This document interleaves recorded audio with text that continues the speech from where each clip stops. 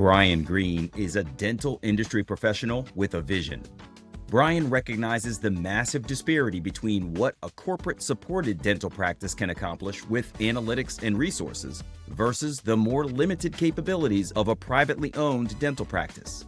His company, Dental Mastery Dynamics, is democratizing AI resources to private dental practices to bring operational expertise to their level, to help the practice run the business, not just execute on their dental mastery. We talked about the ways AI can support the staff, bring higher levels of customer satisfaction, and allow the dental team to engage more in the human elements of dental care. If you want to learn more about how companies large and small are implementing AI into their strategic business decision-making, go to AdaptiveIntel.ai. I'm Damon Davis, and this is my Discovery Diary with Dental AI Master, Bryan Greene. Tell me about your passion for Dental Mastery Dynamics. What is it and what does it do? Sure, yeah. So Dental Mastery Dynamics, it's really a thought experiment coming through. I worked for the biggest dental service support organization in the world, Aspen Dental. They have over 1,200 locations now in 45, I think, states by now. So they're really all over the US. And what I realized from there, so I left Aspen in July of last year. I worked for a much smaller group and I was their VP of operations for a little bit, and realized the disparity, the vast disparity and knowledge gap between what these private practices can do and what these big corporations can do. So when you look at it, a successful office in the corporate dental world, if they're not doing $150,000 to $200,000 a month, they are failing. And they are being on, like, they've got 30, 60, 90 plans for recovery. They've got extra attention and support being put into it. All this stuff is happening that's helping try to drive it. And a private practice, if they are breaking $100,000 revenue in a month, they're taking their team out for vacations and dinners and everything. Like, it's a huge deal to break 100. And I started thinking, what's causing that difference? Because what the DSOs want you to believe is it's the shared marketing and the extra support you get from there, so you can see more patients. DSO? DSO is Dental Support Organization. That's the corporate dentistry. Sorry.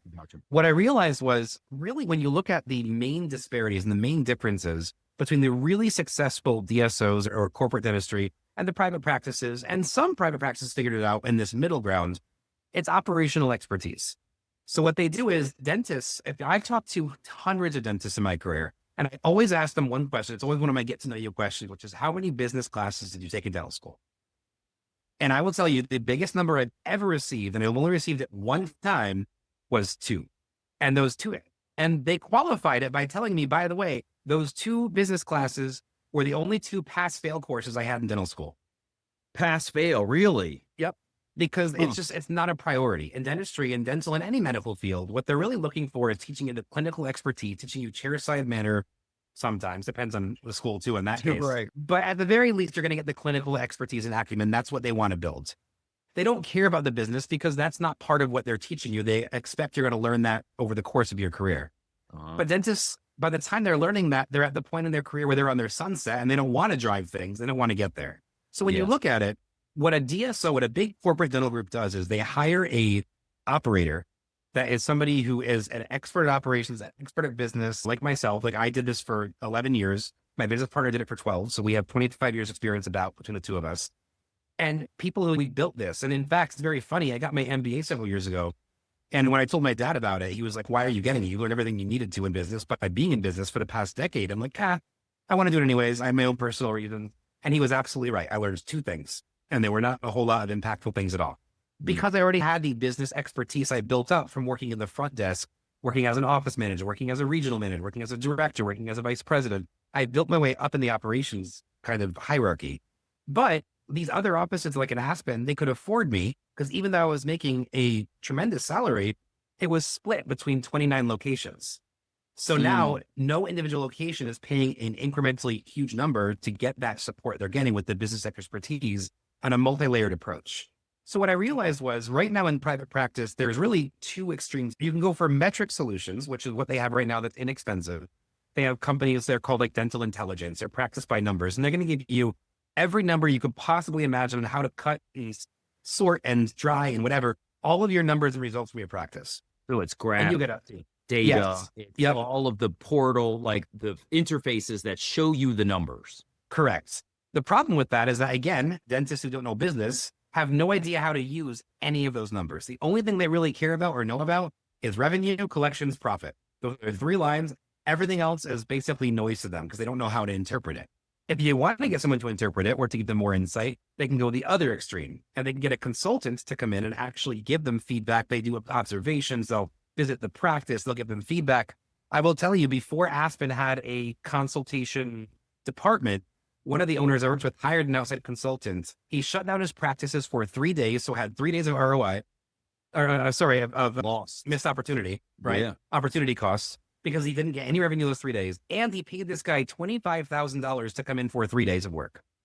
Wow. $25,000 for 3 days. Correct. So what I realized was if they weren't an owner that had 12, 13, 14 locations that could afford something like that, they're caught in this gap where either they got to figure out the numbers for themselves or they got to figure out how to afford somebody who can do it for them. So what my organization does is it bridges the gap. It says there is an opportunity here that has not been done yet. There is AI all over dentistry right now, but for some reason, it's all on the clinical side, which again is the one side that dentists are trained on and they understand and they're experts on. There is no AI currently in the operations and business side of dentistry, which I was really flabbergasted by. I had no idea why that was the case and decided it was time to do something about it. So I built this AI, which essentially had coded in mine and my business partners 25 years of knowledge and everything we've built and gained, coded it into an artificial intelligence that creates a dashboard. But not only does it create the dashboard with all the numbers, like that inexpensive practice by numbers option, but it then analyzes the numbers, analyzes the correlations between them, figures out what the actual behavioral story is behind those numbers, and then gives a coaching action plan for the team, for the leadership to roll out to their team and say, okay, here's how we're going to attack this and try to address it. And then we'll follow up afterwards and say, hey, it looks like we had this action plan in place. This number didn't really grow the way we were looking for. How have you been doing on staying on top of it? I've been good. Great. Let's try another route. Oh, I haven't been great. Okay, let's reiterate that and try to really get back into that and keep going. It also, good. So let me ask a question about what kinds of insights and numbers are critical to a dental practice that they would not have previously had a good understanding of how to execute on a plan for. So they've had a consultant come in, they've provided the graphs, charts, and data, but still the person leaves at the end of the day and the practice says, I'm not sure how to execute on this. What are the metrics that you're providing that are giving that key insight? Absolutely, yeah. So really what I look at in any business, and this actually comes from a book that I love by Sean Covey called The 4 Disciplines of Execution. There are leading indicators and lagging indicators. And your lagging indicators are the ones that most practice owners and most dentists and most business operators really that don't understand business, they're the first things they look at. Those are going to be your revenue numbers, your deposit in the bank, your profit at the end of the day. Those are your end results. Everything else is a leading indicator. And what I try to do is try to determine where are the action items that are going to help you really drive that result. And because what will happen a lot of times is also a lot of recency bias. So a dentist look at something and say, hey, we tweaked this one thing and our revenue's going up. And it's great. We're going to do great. We're doing great. Our numbers are up. We have more demand. We're doing good. We have lots of patients coming in. We're going to see a big increase in revenue. And then they don't. And they have no idea why. And that's where you come in and say, okay, my metrics are going to give you not only a case acceptance percent, which is going to tell how many patients are coming in for their new patient exams and accepting work, but it's also a percent of accepted treatment that was presented. So that's another just landmark or benchmark, or even a average value of accepted treatment. So if you have a doctor, so if I'm sitting in the chair and the doctor says, thanks for coming in, Mr. Davis, as a new patient, we're really glad to have you. Now that we've completed your exam. So that's one leading metric was, what did the new patient actually come in and become a patient for? Let's just say a cleaning. Correct. I've sat there with the cleaning and they've discovered a cavity back in the back. And so what you've just said, I believe, is, have I accepted that I need to have this additional treatment that you're recommending, the cleaning out and filling of the cavity? Yep. Got you. Exactly. So that is a metric that your AI will help them to determine whether that was offered and whether it was accepted by the patient, or if the patient says, nah, I don't feel any pain, I'm going to leave. And so you realize the ratio of offerings to fill a cavity versus those who actually say, yes, let's do it. I'll schedule it when I can go to the front desk.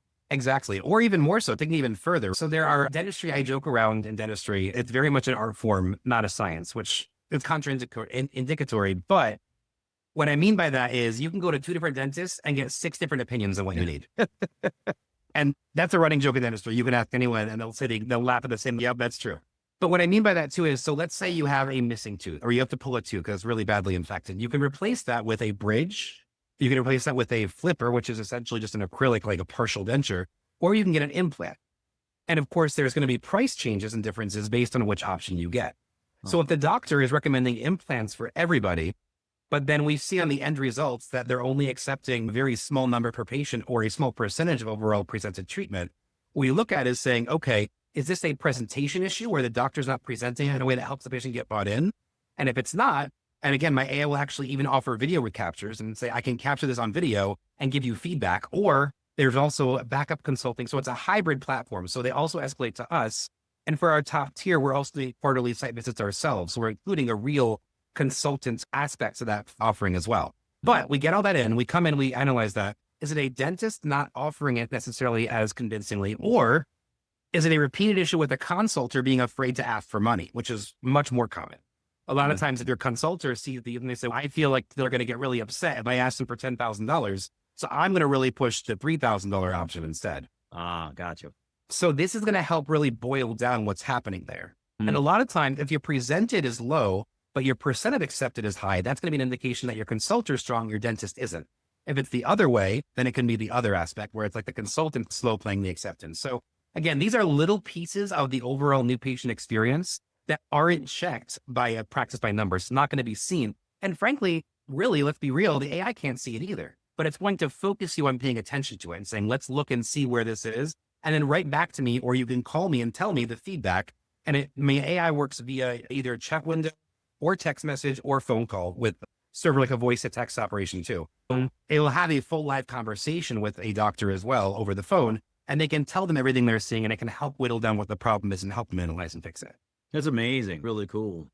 I'm curious about one of the things that any entrepreneur will tell you is the biggest cost you have is the people, the FTEs in the office. Yep. And a lot of people feel that AI is going to replace them in their physical job. I personally believe that the folks who are learning to utilize AI are going to be better at their jobs. And you can augment the FTEs that are there to just be more efficient. And if you can get them to be more efficient and your revenues go up, you don't necessarily have to let them go because they're part of the solution.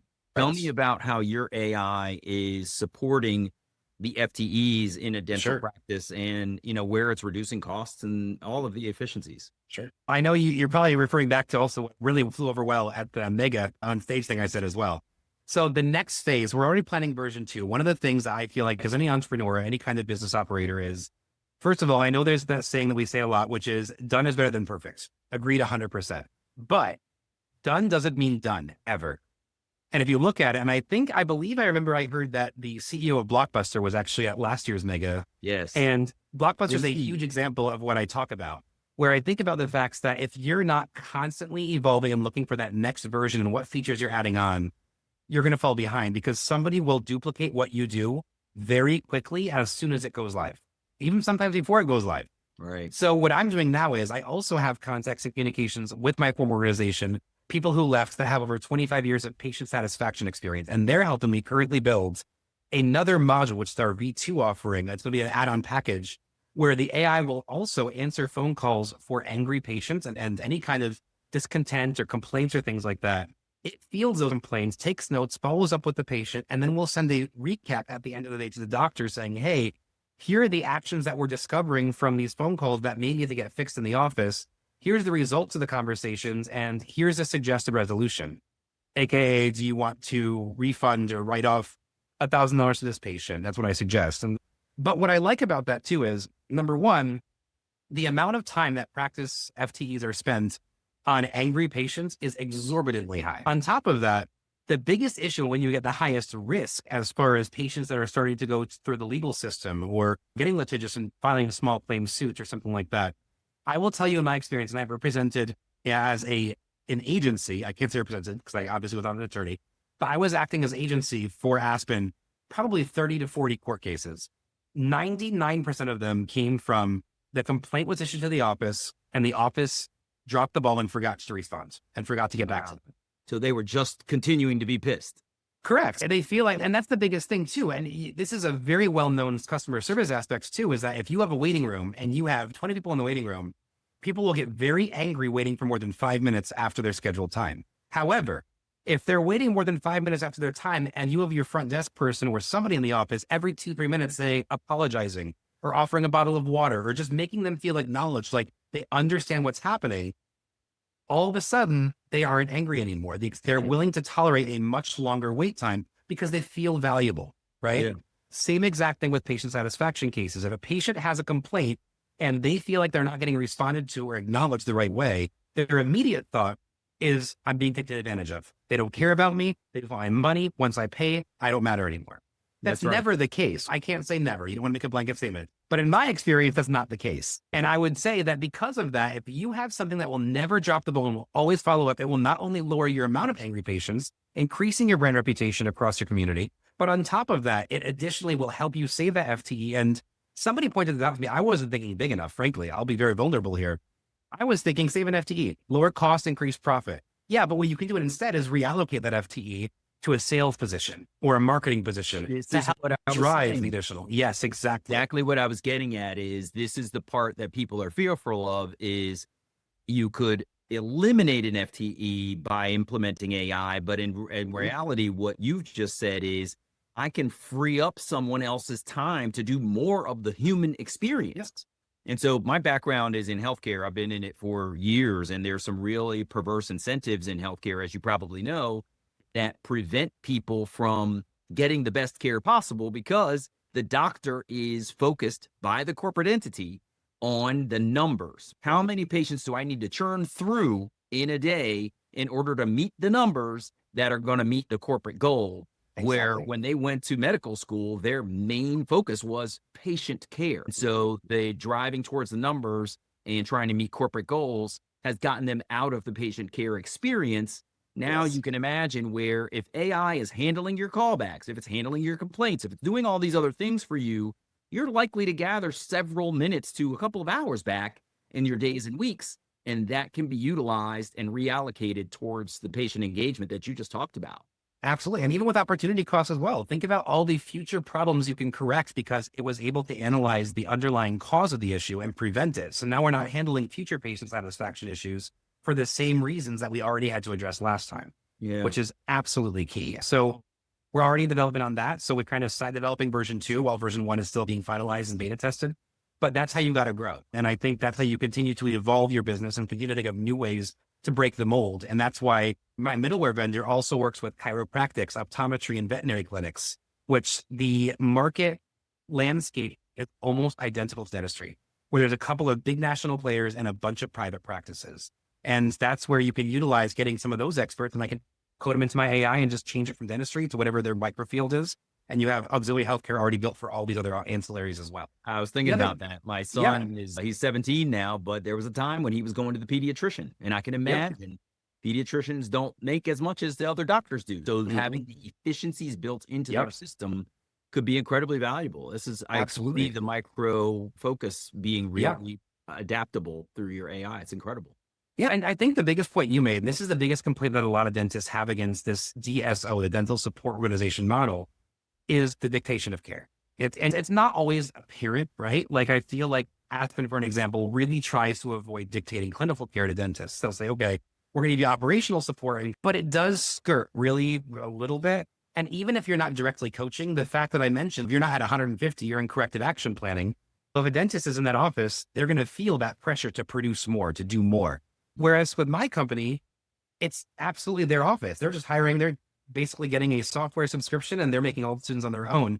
I told a dentist about this yesterday, a good friend of mine, and he was laughing. He said, man, it sounds like you've got the dental support organization without the organization. Like you're offering all the best parts without the bad part that everyone tries to avoid. That's a wonderful endorsement. All of the best parts without the bad parts. Man, I hope you put that on your website, dude. That's it will be. Wonderful endorsement. It's really cool. Bryan, this has been absolutely fantastic. I'm wondering, how do people get in touch with you if they're interested in learning more about your AI and maybe implementing it into their practice? Absolutely. Yeah. So you can reach us at dentalmasterydynamics.com. We'll get out of the way. That's our name. I love it. I'm adaptive too. So if you can't tell from the dad joke on the title of the company, DMD, I'm marketing to dentists and they'll get it and they'll appreciate it. They all have so far. Yeah, absolutely. That's really cool. So yeah, if you go to dentalmasterdynamics.com, it's going to give a little more about the platform, also pricing and ways to sign up and contact us. We can get started. Right now, we are offering a 90-day trial. So the way it'll work, we're still in beta test. So anybody who wants to be in beta test can reach out directly. We can still have them on. Once we're through beta test, it'll be a 90-day risk-free. So anything you try for 90 days, you still make the payment. But if you're not satisfied within 90 days, you get your money back for it.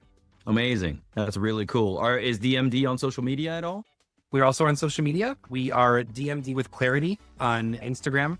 And then you can also reach me directly at Bryan Greene Official on X, I put on there, or on my LinkedIn as well. We also have a LinkedIn page and a Facebook page as well. So you can look for us any of the ways you want to. That's amazing, Bryan. Thanks so much for being here with me, man. I really appreciate this. And I wish you all the best. You've got an amazing application that has wide applicability. And it sounds like you're going to do really well, man. So congrats on finding something that you're going to really plow forward on. Well done. Thanks, Damon. I appreciate it.